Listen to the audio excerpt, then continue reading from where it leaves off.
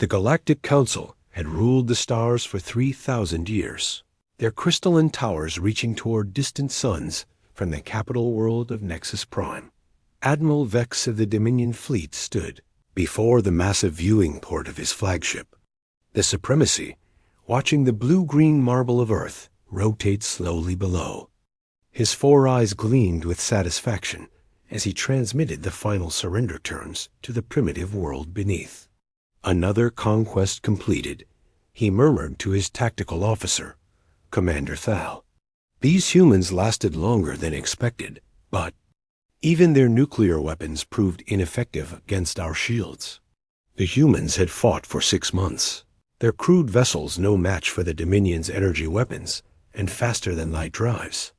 Every major city on Earth had fallen, and the surviving population had retreated to underground shelters. The planet's surrender was merely a formality now. "Sir, we're receiving a transmission from the surface," reported Lieutenant Kex from the communication station. "Put it through," Vex commanded, expecting the usual pleas for mercy. The holographic display flickered to life, revealing a weathered human face.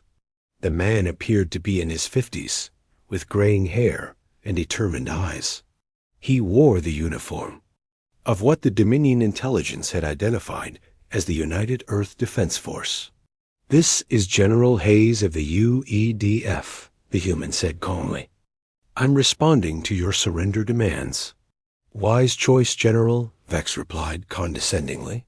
"Your species has shown remarkable persistence, but further resistance is futile. Prepare for full planetary occupation." Hayes smiled, and something in that expression made Vex's primary stomach clench uncomfortably. "Actually, Admiral, I'm calling to inform you that we decline your terms. Instead, we're offering you a chance to withdraw from Earth space immediately." The bridge fell silent. Commander Thal's gill slits fluttered in what Vex recognized as barely contained laughter. "General Hayes," Vex said slowly, "perhaps you misunderstand your situation. Your military is defeated, your cities are in ruins, and your population is hiding in caves. What possible leverage do you believe you possess?" "Well," Hayes replied, "we've been busy down here. You see, humans have a saying, if you want something done right, you have to do it yourself. We've been working on a little project for the past few months." The transmission cut out, leaving the bridge in confused silence. Vex turned to his sensor operator. "Report. What are the humans doing down there?" "Sir, I'm detecting massive energy readings from the planet's surface. The signatures are unlike anything in our databases." "Impossible," Vex scoffed. "Their technology is centuries behind ours. They barely achieved fusion power before we arrived." The sensor operator's voice cracked with uncertainty. "Sir, the energy readings are increasing exponentially. I'm detecting some kind of massive structure emerging from the northern continent." On the main viewer, the image of Earth zoomed in on a specific region. What they saw defied explanation. Rising from what had once been the Rocky Mountains was a construction so vast it dwarfed even the largest Dominion battleships. The structure stretched for hundreds of kilometers, its surface gleaming with unknown alloys and bristling with energy conduits. "What is that thing?" whispered Commander Thal. Hayes' voice crackled through the communication system again. "Meet the Leviathan. Admiral, while you were busy bombing our cities, our best minds were working underground. You know what humans are really good at? Engineering, problem-solving. And when someone threatens our home, we get creative." The massive structure began to move, breaking free from the planetary surface with impossible grace. As it rose, smaller, vessels detached from its hull, not the primitive ships the Dominion had been fighting, but sleek craft that radiated power signatures rivaling their own fleet. "Sir," the sensor operator called out, panic evident in his voice, "I'm reading weapon systems on that vessel. The energy output is beyond our measurement capabilities." "Impossible," Vex repeated, but his voice lacked conviction. "They're weapons. Technology is primitive. They use chemical propellants and crude nuclear devices. Hayes chuckled over the calm. Admiral, you made one critical error. You assumed that because we hadn't developed faster than light travel, we were technologically inferior.